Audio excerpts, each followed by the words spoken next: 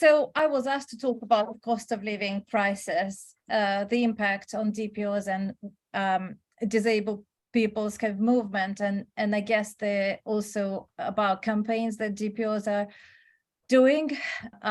Head of campaigns at Inclusion London. We are a London-wide second-tier disabled people's organization, and we support campaigns that are led by DPOs, other DPOs, and we are obviously taking part in national campaigns as well. I just wanted to start, and I know, like, I'm really privileged. I have a good paid job, and I live in a relatively okay house, and despite the fact that I'm a single parent, I definitely managed to pay for many things I need to pay for. Many disabled people are not like in my situation, and I feel like the best metaphor I could come up with is like, you feel like you're beaten up by someone and you only lift your head to take a breath and you get another blow.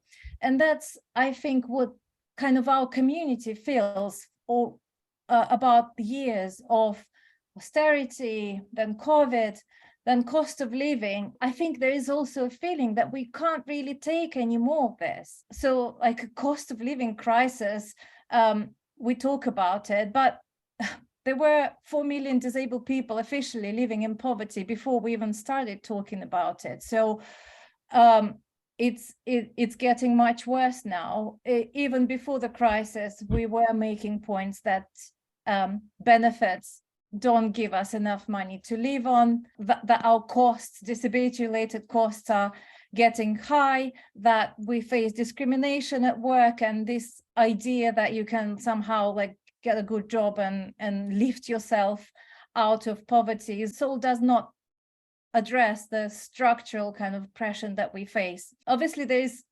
huge inflation. So in every £10 we earned last year, we already earned £1 less, even if we get the same amount. But then we know, like, there's a lot of data about the prices of very basic essential goods, like cheapest goods, for example, cheapest food, energy, and things like that. They're much higher than 11%. So people who on low incomes are struggling much more. And we know these are disabled people. I was thinking about one lady who I supported to try and challenge charges for social care. So she is left with £160 a week, like something like that, after she pays for care. She gets all the highest rates of all the benefits. And then basically her energy bill, like she's left with something like £80 to live on for a week for everything. Like that is just really not enough. And we also come across situations where people are told that they have to switch their medical equipment to save on energy and so on. So this is really difficult. Then we, over years, so how many now? It's 13 years. We had austerity cuts, constant cuts to our services, our support. And of course, there's lots of evidence from everywhere that that had a disproportionate impact on us as a community. That, of course, also plays part. Discrimination didn't go away. And we know during COVID, it kind of really laid open the value of our life and real discrimination that we still face, and it's still there. And so there are lots of pressures coming at different sides. And even a year ago, when we collected evidence for our UN report, it was shocking that 90% of people said that their situation got worse since 2017. So it's a really bleak picture. What we are up against is that people, as I think Rick Burgess from Manchester Coalition of Disabled People says this much more powerfully than I, but people are dying and will die this winter. And unfortunately, help is not coming soon enough. we use this as a metaphor that people need to choose between heating and eating, and it's not metaphor anymore. It is the reality. People are choosing between using their essential equipment, powering their wheelchairs, heating their homes so they can regulate the temperature, and eating. So this is, as it can't get worse than this. It doesn't look like the government really cares. So on a bigger scale, the problem is that all cost of living crisis, now they've divided people into those who are vulnerable and they're going to help them, and those kind of who are not. This is, I guess I'm not going to talk a lot about how problematic this is here. Like, poverty is seen as your individual problem, and we're gonna help you with our one-off payments here and there, so you can at least stay afloat, or you're not maybe dying, but your life won't be better. And there is complete failure to look at it as a oppression. We as disabled people are more poor, not because obviously we're vulnerable, and we know that, but it's really difficult. This is where they're framing us, and this is where a lot of kind of public opinion is at. And sometimes we also have to speak this language to get even minimum support to help people kind of survive, which is just really awful.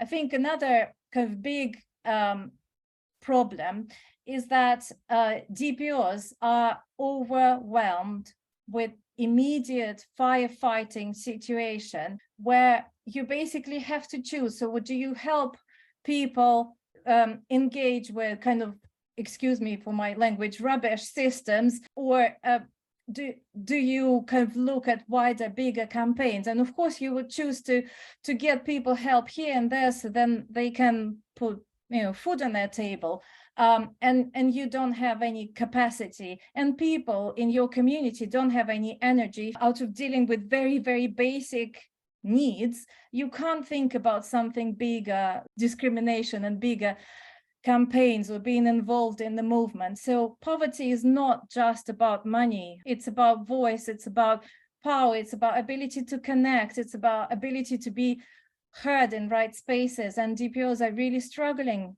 And it's shocking that we had to, for example, this year campaign for benefits to be increased in line with inflation. That we, after last year's success, that they recognize they're going to leave people who pay for social care a bit more money.